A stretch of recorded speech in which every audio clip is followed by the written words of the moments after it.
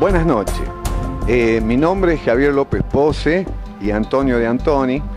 Estamos en representación de GIOT, Grupo de Investigación OVNI Tucumán. Estamos reunidos acá con el amigo Pedro Navarro en este famoso caso UNCO. Y como dijimos al inicio, hay 5 testigos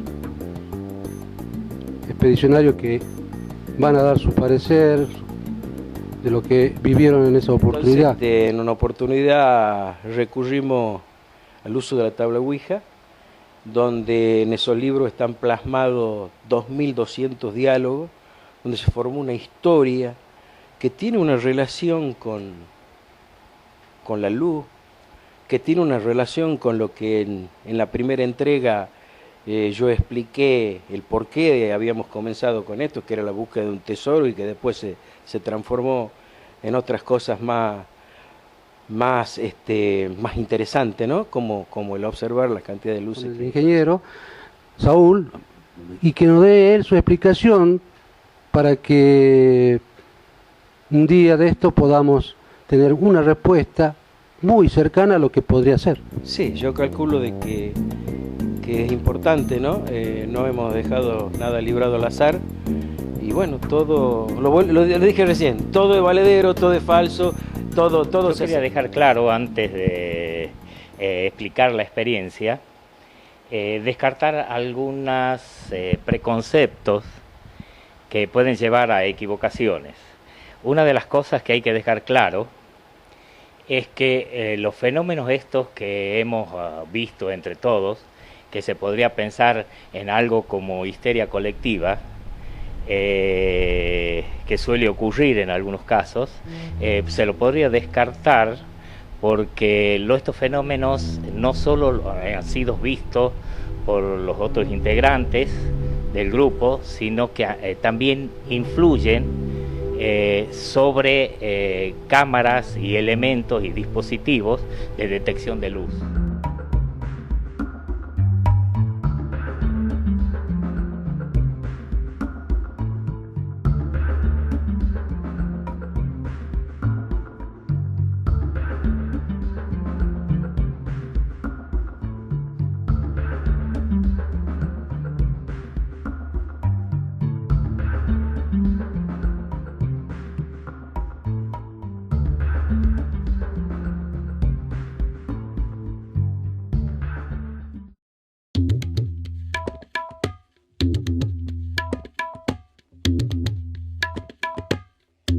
Continuando con las entrevistas a todos los integrantes de este misterioso UNCO, tenemos acá a Graciela del Valle de Navarro. Y bueno, me gustaría que nos cuentes tu experiencia, qué es lo que sentiste, cómo lo viviste, todo lo que aquello se te ocurra y un caso, un momento en especial. Bueno, yo la luz la veo desde el año 82, que empiezo a ir al campo, porque me casé, me puse de novia con el dueño del campo y obviamente la veía, pero yo veía una luz blanca siempre en el mismo lugar, en la misma dirección. Cuando mi hermano empieza con las expediciones, en la primera expedición tuvimos algo que nunca lo había visto, en años anteriores que iba yo sola, de luces de colores en el horizonte. Varios colores. Varios colores, era roja, azul, amarilla, verde, blanca. ¿Cómo se comportaban? Con movimientos, saltaban, una pasaba, se juntaban dos, pasaba una arriba de la otra, raro, algo raro. Es más, subimos al techo de la casa para poder ver mejor. Ajá. Eso me llamó la atención, porque yo no lo había visto nunca. Fue en la primera expedición. La primera vez. Sí. Esa luz. La luz blanca siempre salía en el mismo, siempre. todos los años y nunca falló. Es más, sale cuando empieza el atardecer, se la ve la luz esa. Ya se la ve. Esa luz. Ajá. ¿Y estas luces aparecían de golpe y desaparecían de golpe? O Mira, la primera expedición estuvo toda la noche. toda la noche. Toda la noche. Ajá. O sea, no recuerdo que se hayan apagado porque hemos estado horas arriba del techo, abajo, y la seguíamos viendo en movimiento. Ajá.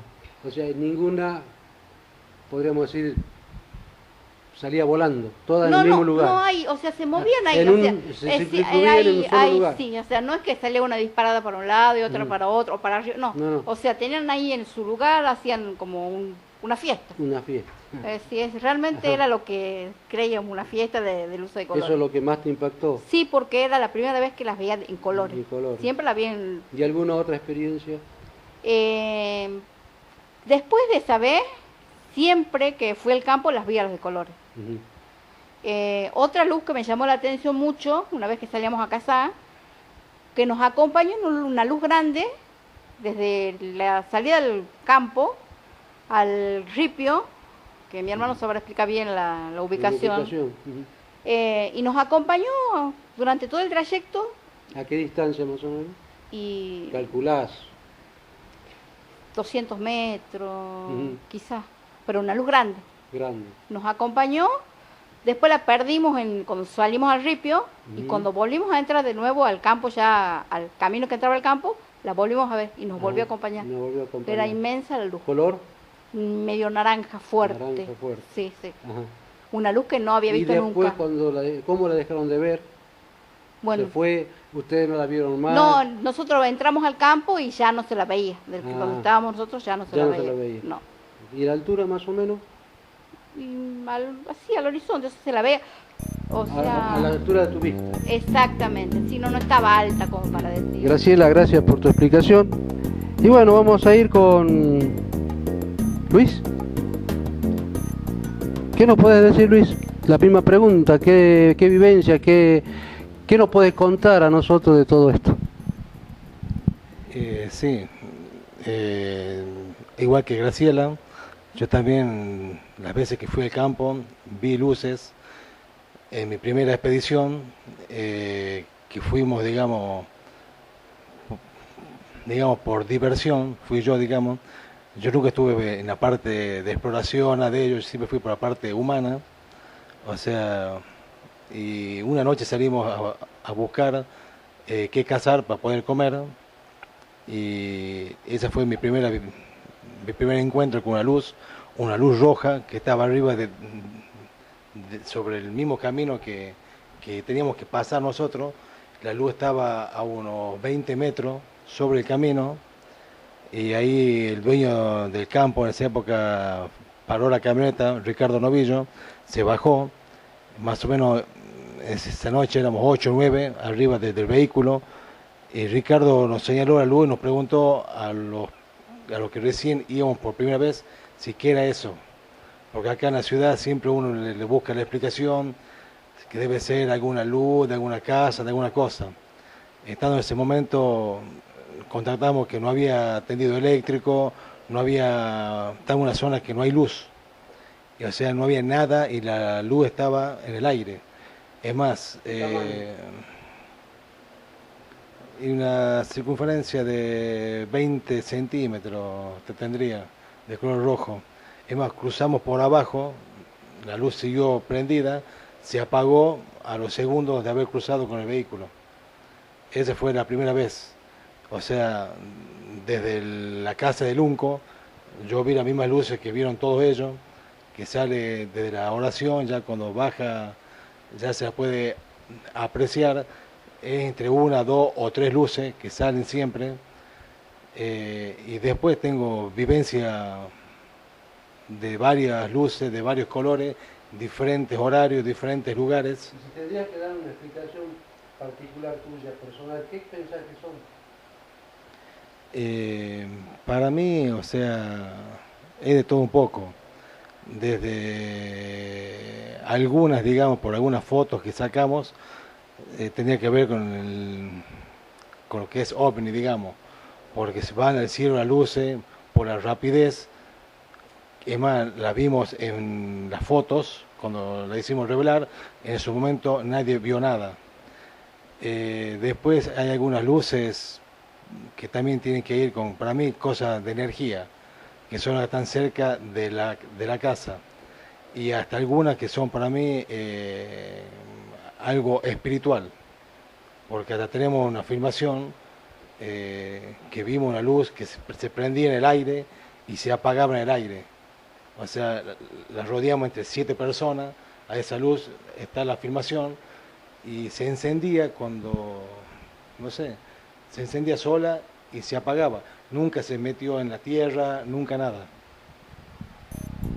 Bien. El cuarto y último integrante que Giot ha entrevistado. Bueno, vamos a dar un último retoque y vamos a continuar para darle un toque definitivo a esto con el, digamos así, el que cruzó los Andes, Pedro, y el ingeniero. Bueno, acá ya estamos en el tramo final de esta entrega. Creo que es una historia muy interesante, con muchos matices. Hemos tenido grandes detalles, tanto técnicos como subjetivos, porque indudablemente en esta historia hay muchos elementos que se podrían decir que son subjetivos, pero más allá de estas cuestiones subjetivas, hay otras que no son tan subjetivas, ¿sí? Hay una parte real, inclusive que se la puede de alguna manera medir, y indudablemente el fenómeno está en este lugar tan misterioso que es el Unco. Acá estoy con Pedrito Navarro, nuestro amigo. Quiero que, Pedro, me des tus últimas impresiones, no últimas, porque aclaro que el caso sigue, pero en base a todo lo que hemos charlado, lo que los testigos han hablado, yo sé que hay algunas cositas que están quedando en el tintero. Te doy la oportunidad que las comentes. Sí, mirá, no solamente es el tema lumínico, el tema de las luces, han ocurrido varios fenómenos. Uno que sobresalió fue, nosotros, como te expliqué en las ediciones anteriores, habíamos fabricado 2 torres de observaciones de 12 metros cada una, y en una oportunidad, en una noche, estando ahí en el lugar, para subirnos a hacer las observaciones de las luces, donde considerábamos que era mucho más fácil de ubicarla,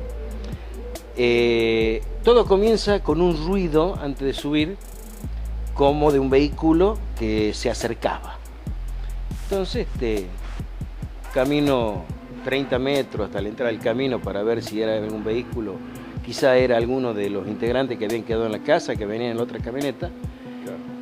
No lo era, el ruido continuaba, y me sorprende que cuando me arrimo al alambre, el ruido era mayor. Entonces, el ruido provenía del alambrado. Casualmente, 4 vientos de sujeción de la torre, de seguridad, ¿no? Claro. Estaban atados a los postes del alambrado, y vibraba también estos vientos, estos tensores, claro, de su... Entonces me arrimo a la torre y la torre vibraba. Claro, el ruido era el ruido propio de los fierros, ¿no? Claro. Me sorprende la vibración de la torre, por supuesto, no en ese momento no lograba entender el ruido, después lo entendí, ¿no es cierto? Que al ser todo fierro tenía que ser propio de la vibración y el ruido. Entonces subo a la torre hasta las sillas donde nos sentábamos a observar, y todo el trayecto, por supuesto, la torre vibrando, y desde arriba no podía ver absolutamente nada, y la torre continuó vibrando. Tomé en ese momento la precaución, porque comenzó a disminuir el ruido y a disminuir la vibración hasta cesar por completo. Y volvía, o sea, había intervalos. O sea, que oscilaba. Claro. Digamos, había más tiempo entre vibraciones y vibraciones. Sí, había, yo por lo que registré, tengo una planilla, sí. Y hay, esto comenzó a las 23 horas, desgraciadamente, como yo dije en un principio, nosotros todo esto lo hicimos amateur, ninguno somos profesionales. Ahora, Pedro, en ese lugar, 50 kilómetros a la redonda, por decirlo así, ¿cabe la posibilidad de que haya algún instrumento, maquinaria? ¿Qué es lo que tenías a 50 kilómetros a la redonda de tu posición? Mira, significativo, hay en línea recta aproximadamente 15 kilómetros una derivadora de energía eléctrica del pueblo. Pero lo que yo voy es que este fenómeno ha ocurrido 3 veces.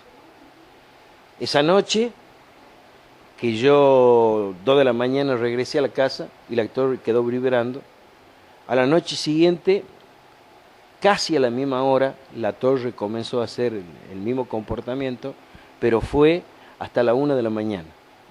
La tercera noche no lo hizo, y de ahí no lo hizo nunca más. Bien. Hasta haber pasado 2 años, 2 años.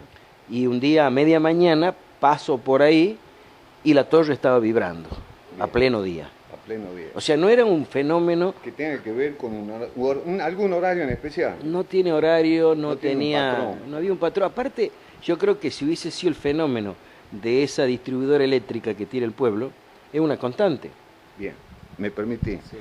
Saúl, en base a lo que estamos hablando con Pedro, ¿qué es lo que cuál sería tu impresión y qué vos pensás que puede estar involucrado esta planta eléctrica que pueda producir esto?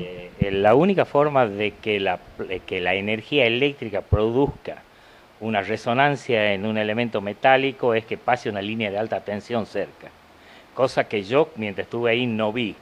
Yo no soy testigo presencial de ese fenómeno, pero por lo que me cuentan, quisiera preguntarle a Pedro, para ir deslindando otras posibilidades, es si había viento en ese momento en que vibra la torre, que puede ser una causante física de esa vibración.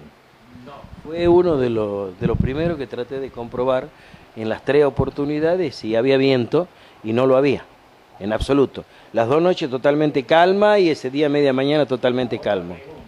Otra pregunta que te quisiera hacer es si vos ves alguna relación temporal en el caso que se producía la vibración de noche y aparecían luces en ese momento, o antes o después del fenómeno de vibración. ¿Podés relacionar? Claro, asociarlo, digamos, las luces, el fenómeno lumínico con este fenómeno sonoro. Mirá, sí, subíamos a la torre a ver la luz, pero sí hay algo importante, que donde estaba en ese momento instalada la torre, es una zona donde yo le llamo caliente, Claro. porque ahí tuve alteración de brújula. Bien. Ahí tuve falla con la camioneta, que me quedé sin energía. Hasta ahí lleguemos. Saúl, ¿puede ser que estemos frente a un fenómeno que tenga que ver con el electromagnetismo? Sí, indudablemente que si no hay un fenómeno geofísico como un temblor, y si no hay un efecto de viento que produzca resonancia sobre la estructura esta del observador, se puede pensar que esa torre entra en resonancia por algún efecto electromagnético. No nos olvidemos de que tanto los fenómenos sonoros, el sonido como la luz, son también fenómenos electromagnéticos, que lo único que se diferencian es en la diferente frecuencia. A cierta frecuencia inciden sobre nuestro sentido del oído, a una frecuencia más alta inciden sobre nuestro sentido de la visión, como lo que nosotros conocemos como efecto lumínico. Exacto. O sea que estos fenómenos no son totalmente disociados, sino que tienen una relación física, y que son fenómenos electromagnéticos. También puede ocurrir que pare el motor, enloquezca la brújula. Bueno, si hay variaciones en magnetismo, sí. El magnetismo es parte de los fenómenos electromagnéticos, como el título lo dice. O sea, un fenómeno electromagnético son fenómenos electrostáticos mezclados con fenómenos magnéticos. Exacto. Cualquiera de las dos variables que produzca alguna variación puede producir una alteración en las ondas electromagnéticas. Lo que sí podría llegar como conclusión que indudablemente la antena esta, o sea, este elemento se comportaba como una antena que entraba en resonancia con una frecuencia determinada que la hacía vibrar. Y lo que nosotros sentíamos es el efecto físico de la vibración, que es la transmisión en el aire del sonido. Perfecto. En conclusión, es un fenómeno que existe, que no podemos determinar su origen. Volvemos al... Que podemos saber qué es lo que causa, pero no de dónde proviene. No, cuáles son los fenómenos que hacen. Exactamente. Esto. O sea, podemos volver a decir, como dijimos en el caso de la luz, de que es un fenómeno que incide sobre nuestro oído, claro, y que nosotros los detectamos como sonido. Claro. Pero cuáles son las causas, habría que seguir investigando con otro tipo de instrumentos, a ver cuáles son las causas que producen la vibración en esa torre. Bien. Pedrito, mira, hasta acá estamos llegando digamos, a un buen puerto de decir, al menos estamos explicando cómo se produce o por qué podría producirse este fenómeno. Por supuesto que llegamos siempre a la conclusión que el origen es confuso. Claro, ¿sí? Yo te quiero también comentar, tanto las 2 noches que vibraba la torre, yo subí, no se observaba absolutamente nada, todo oscuro, y cuando fue a media mañana, también subí previendo encontrar algún elemento que hiciera que la torre haga de recepción, ¿no es cierto?, de algo eléctrico, ¿no? Y no había nada, absolutamente nada, todo campo limpio. Bien. Pedro, más allá de este fenómeno, ¿qué otro tipo de manifestación, ¿sí?, pudiste tener experiencia a lo largo de todos estos años? Porque sé que no es solamente luces a lo lejos, ni esta vibración que nos estás comentando. ¿Qué otro tipo de manifestaciones pueden haber o pudiste haber vivido? Bueno, mira, esto tenemos que retrotraernos al comienzo del porqué de nuestra expedición. Que en realidad, bueno, tendríamos que dedicar un programa exclusivo para explicar lo que nos está encarando acá Pedro, pero al menos quiero que nos dejes picando la pelota. Bueno, sí, es largo de explicar, pero te puedo adelantar algo. Nuestra primera visita al campo era por una leyenda de buscar un tesoro. Y viendo de que, bueno, disculpa, esta leyenda, ¿qué origen trae? Es una leyenda de origen del lugar, que me es contada por los dueños del campo, ¿no es cierto? Entonces voy y compruebo ciertos elementos que tenía la leyenda, como que se hablaba de que eran 3 carretas de oro que traían los españoles en la época de las colonias, de que son atacados por los indios, el oro es enterrado en un lugar con 3 cruces y que de esa noche comienza a salir todas las noches una luz, anunciando dónde estaba el tesoro. Bueno. De estos elementos, ¿cuál a tu criterio existen? Y bueno, mira, existe los indios, porque en frente de la casa, mal llamado por nosotros cementerio indio, no es así, es un asentamiento indio. Las 3 cruces están puestas en un árbol dentro del campo. O sea, las 3 cruces existen al día de hoy. No, ya no quedan, gracias a Dios las tengo fotografiadas. El tiempo, hubo una serie de inconvenientes ahí, lo que fue tormentas, luego fueron incendios, de las cuales queda una. Pero bueno, tuve la oportunidad de fotografiar y documentar las 3. Y la luz que se salía todas las noches y que sigue saliendo, o sea, de que dentro de digamos, de los datos que la leyenda tenía, ¿no es cierto?, que nos tiraba, estaban todos esos elementos a la vista, nada más que, bueno, había que saber de qué manera íbamos a encarar y cómo íbamos a encontrar. A iniciar esta aventura. Claro, exactamente. Bien, o sea que el origen de esto no es que es una investigación del fenómeno ovni. No, en absoluto. Nosotros arrancamos con esta aventura de buscador de tesoros, que bueno, luego fueron cambiando las pautas y las cosas que fuimos observando, que fuimos viviendo, nos dieron un cambio radical, ¿no es cierto?, del comienzo de esto. tal es que llega un momento en que el tema de la búsqueda del tesoro pasa a un segundo plano. pasa a un segundo plano, pero antes que pase a un segundo plano, recurrimos a una mentalista, que yo hace rato lo comenté, donde hacemos el uso de la tabla Ouija y bueno, en realidad con la tabla Ouija obtuvimos algunos resultados sorprendentes, vivimos experiencias sorprendentes y bueno, pero luego fueron cambiando las épocas, como quien dice, ¿no es cierto? Nos sobrellevó el tema de las luces, de que era más palpable que continuar con lo otro, pero no descartamos que en algún momento aparezca el famoso oro. y quizá como en la tabla Ouija en un momento nos indica que la luz, la que vemos toda la noche y la que está fotografiada y filmada, es donde está el tesoro enterrado. Bien, eso lo sabremos con el tiempo, si es que realmente existe y qué explicación pueda llegar a tener todos estos fenómenos. A lo mejor son fenómenos naturales que ahora no tenemos elementos para medirlo y comprobar. A lo mejor tenga que ver con lo místico, tenga que ver con el fenómeno ovni. Es un abanico.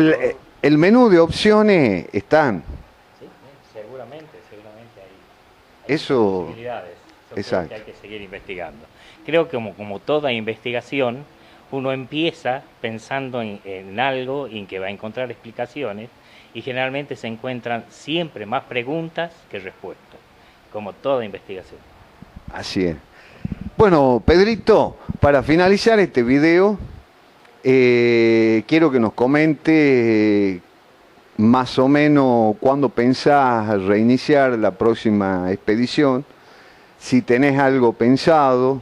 Sí, indudablemente en esto, después de 25 años, te imaginas que siempre dentro del día uno medita un poco de lo que ha hecho y lo que podría hacer. Está en mente este año hacer una expedición, tratar de esperar que el clima sea más Propicio. más propicio, porque los calores y adentrarse en esos montes. Además la lluvia, el mal tiempo que venimos trayendo es terrible. Sí, y luego, bueno, ver, ponernos de acuerdo quiénes son los que vamos a partir y de ahí... De la cual hacemos extensiva la invitación al ingeniero. Desde ya cuenten conmigo. Bien, listo. No, indudablemente de que Saúl sí es un elemento muy importante. Creo que todos tenemos algo de importante dentro del grupo. Cada uno aporta lo poco o lo mucho que sabe, ¿no es cierto? Y lo importante es que siempre nos hemos mantenido unidos, siempre hemos tirado para el mismo lado, la llama de la aventura está prendida para todo. Y bueno, nada más que hay que planificar cuáles son los trabajos que vamos a hacer, ¿no es cierto? Y bueno, seguir investigando. Bien, bueno, esto es todo por esta entrega. Espero que le haya resultado interesante esta charla con los amigos y los testigos que estuvieron. Muy agradecido con Antonio de Antoni, que también dirigió un poco acá la entrevista. Y estaremos para la próxima. Creo que si nos acompaña el tiempo y un poco nos organizamos, estaremos investigando de nuevo en la zona del Unco y esperamos traer, digamos, más novedades sobre este tema que es los fenómenos lumínicos.